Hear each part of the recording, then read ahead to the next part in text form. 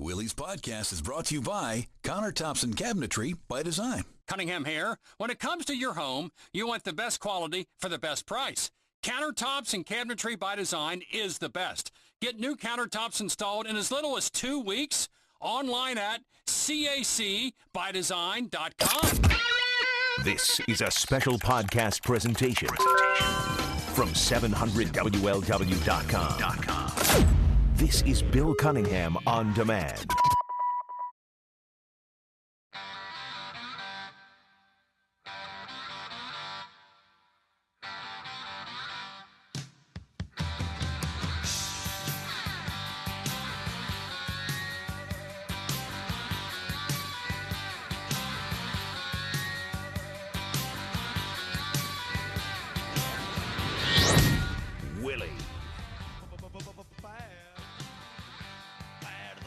Brought to you by Choice Hotels. Econo Lodge and Roadway Inn hotels are serving up double points for every qualifying stay. Book at choicehotels.com. Now, here's the man who's been recognized as radio's best, the recipient of not one but 2 prestigious Marconi Awards for his broadcast excellence, the one and only Bill Cunningham. Hi, Billy Cunningham, the great American. A little more than a week ago, the CNN and other news outlets were breathless talking about a breakthrough in Iran. I happened to be watching the news about a little over a week ago, and I thought something dramatic had occurred. And seemingly John Kerry and the other European partners have struck a deal in which Iran supposedly is going to be delayed in getting nuclear weapons or denied, but the Iranians see it completely differently. Joining me now is Dr. Andy Bostom, author of many books, including the Islamic Jew Hatred, What the Nazis Learned from the Muslim Pope. He's also written other texts, including books about the Sharia versus freedom. And Dr. Bostom, welcome to the Bill Cunningham Show. Doctor, how are you? Good. How are you? Good. I'm watching television a little more than a week ago. It was on a Saturday. CNN, Fox News, I think even MSNBC, which was doing prison documentaries at the time, came on breathless about a major breakthrough in Iran. And I thought, my gosh, this is going to be great. But the more we hear and read about it, the less excited I am. Should we be excited or not? Well, I think, right off the bat, Bill, there was a consensus, a very unlikely consensus. Prime Minister Netanyahu, Iran's President Rouhani, the Russian Foreign Minister Lavrov, his Iranian counterpart, Mohammad Zarif, these people who probably never agree on anything agreed on one thing.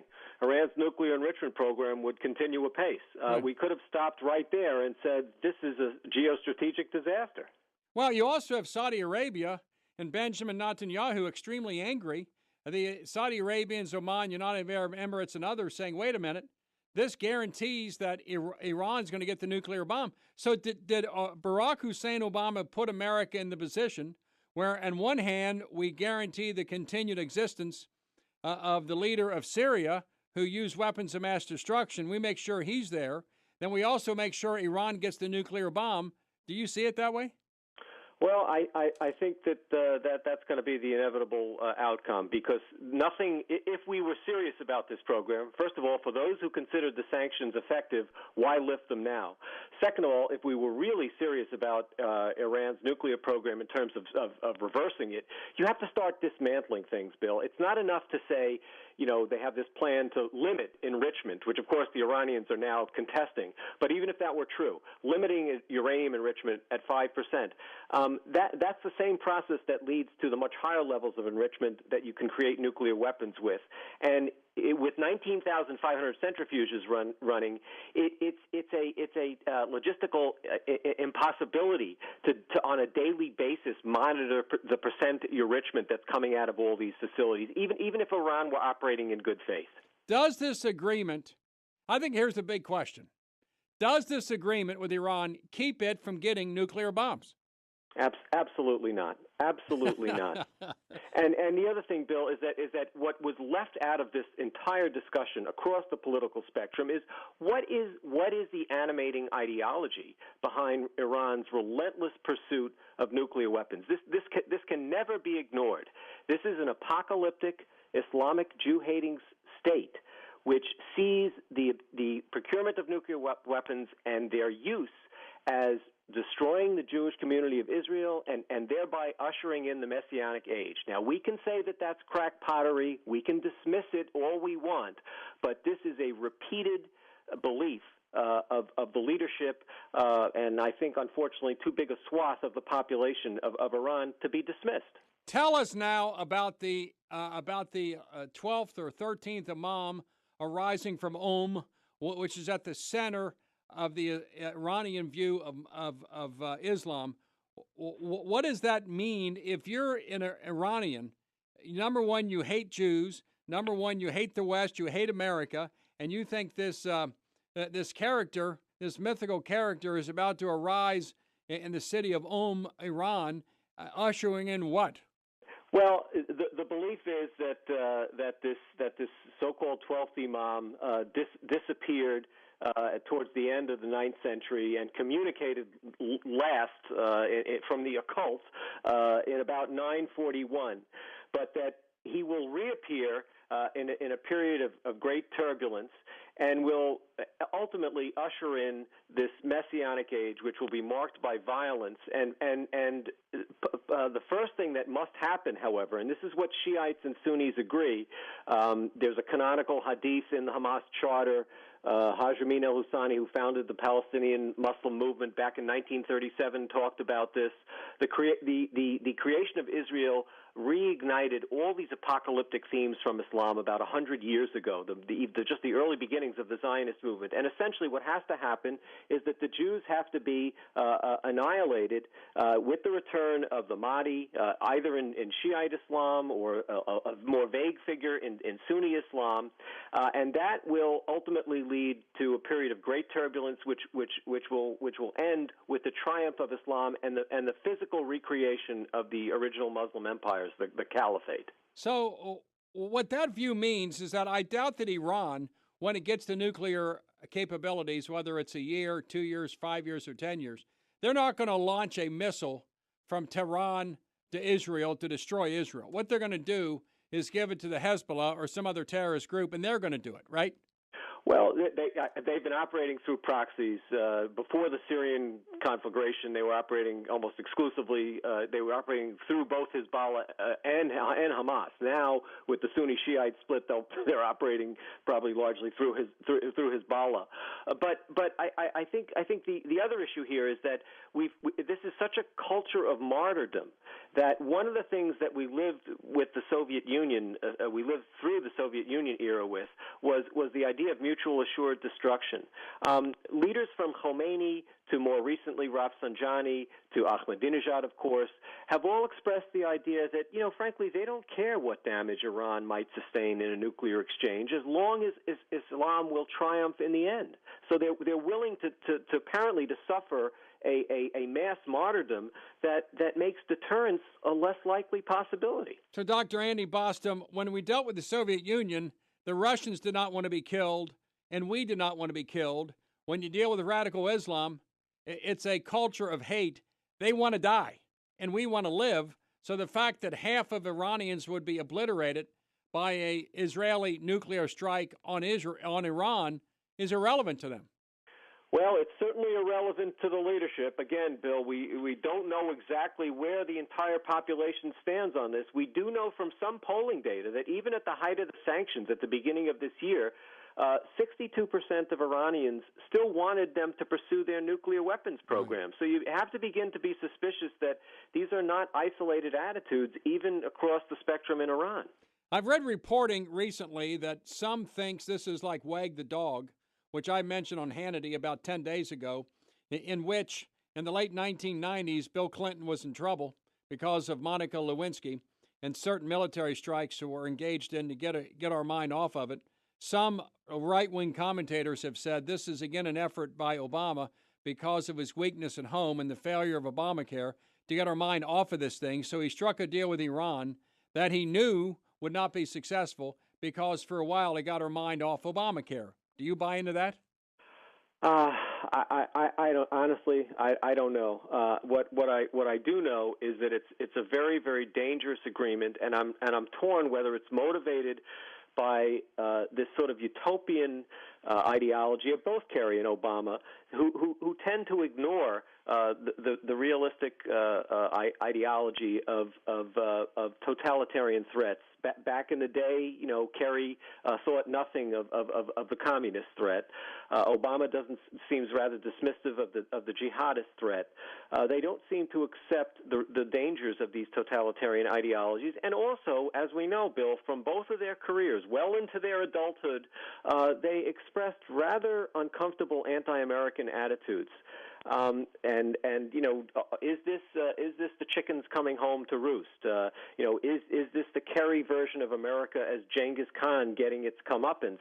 I don't. All these motivations can't be just ignored when you see a decision that's as reckless as this. What would the Israelis do? Because there was reporting a few days ago that the Israelis had met with Saudi Arabians, and that's an odd matchup, in order to use Saudi Arabia as a launching pad for attacks on Iran, because it cannot go through Iraq without us knowing about it. I mean, I think the Saudi Arabians hate Jews too. They may be Sunnis instead of Shias, but they both hate Jews. They have that in common. It must be. But remember, Bill, in the Middle East, the old Arab proverb, "The enemy of my enemy is my friend," and you could theoretically see at least Saudi Arabia, which is terrified of Iran having nuclear weapons, allowing Israel flyover rights, and they'll deal with the Jews later. But the immediate threat to them may be their Shiite competitors in Iran. So I don't think it's implausible. Are you ready for the big question? Here's the big question. In the next 3 to 6 months, will the Israelis attack the nuclear facilities in Iran? I must say I'm very dubious. I think they absolutely should. I'm really worried about. I think Netanyahu's rhetoric is often much more bold than his actions. I think they're compelled to do something, if not a full-scale attack, some sort of effort to delay the program via commando attacks. There have been reports of killing of nuclear scientists, Stuxnet attacks. Something needs to be done to delay this program. Technically, it's debated, but there are people with military knowledge who believe that Israel could launch an air raid, particularly if there's some sort of airspace cooperation, has been discussed now with the Saudis. So I think something could be done to delay this program. I'm just not confident that Netanyahu's rhetoric will be matched by action. And could that be the spark of Sarajevo, World War I, Archduke Ferdinand? That I don't imagine the Iranians are going to accept that. If they're hit all over their country by Israeli jets, they're going to tell Hezbollah to launch thousands and thousands of missiles into Israel. It's going to unite the Arab world against Israel. We're in an untenable position of supporting, in a sense, Israel, but striking a deal with Iran. Wouldn't there be a terrible, terrible price to pay for Israel if they did that? I think that they would be under. I think you're absolutely right. I think that they would be under a rocket assault, and it would force that. It would open up a multi-front war for them potentially.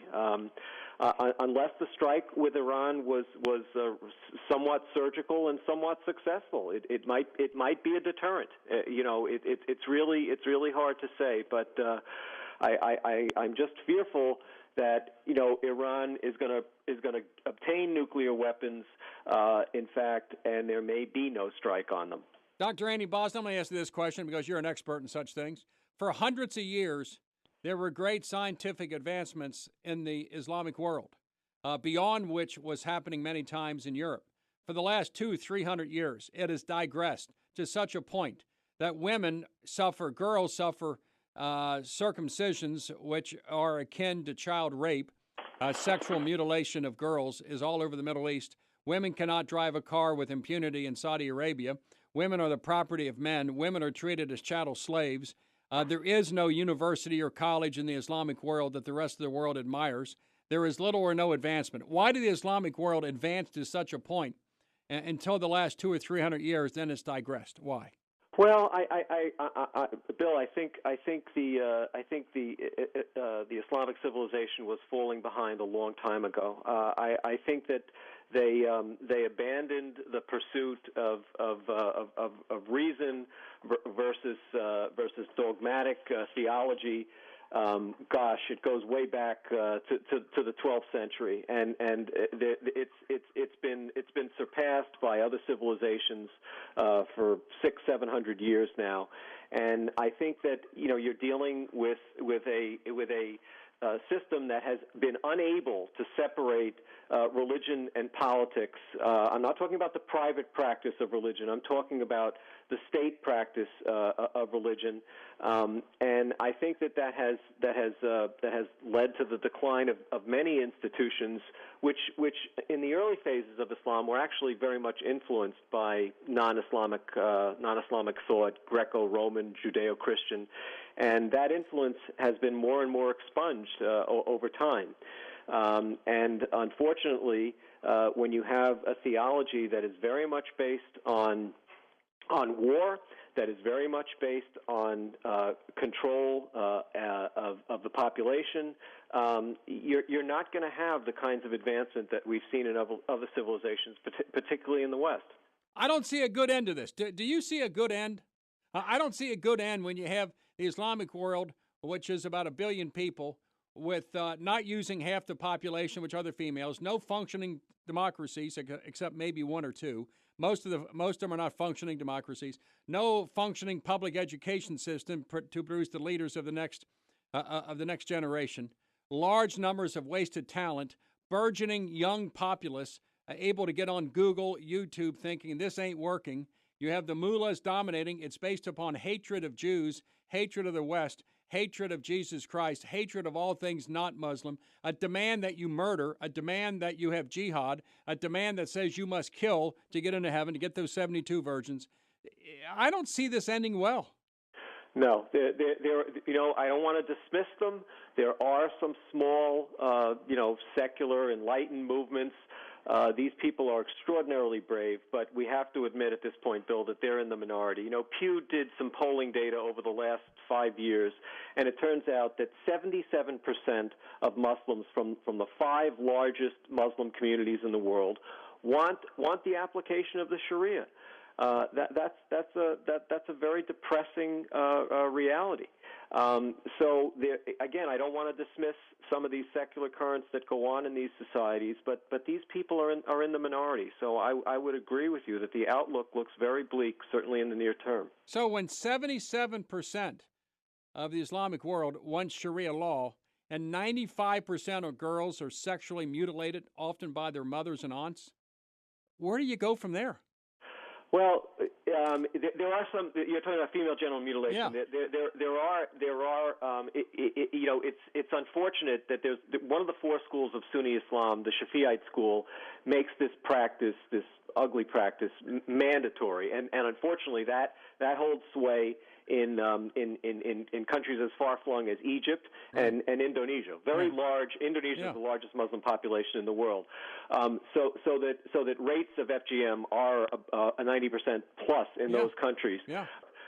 London has a big problem with this now. France has clinics, gynecological clinics that repair these poor young women. Yeah. It's an awful problem. There is legislation in the West, as to outlaw this. Outlaw this. Yeah. But the fact that legislation has to be introduced to outlaw a practice that shouldn't be allowed in the first place. It's bad. Yeah, it's awful. But there are Muslim societies where this is not practiced. But it is a large, awful problem. Dr. Andy Bostom, we got to run. You're a great American, and thanks for coming on the Bill Cunningham Show. Thank you. Thanks for having me, Bill. Take care. Let's continue with more. Billy Cunningham live with you every Sunday night.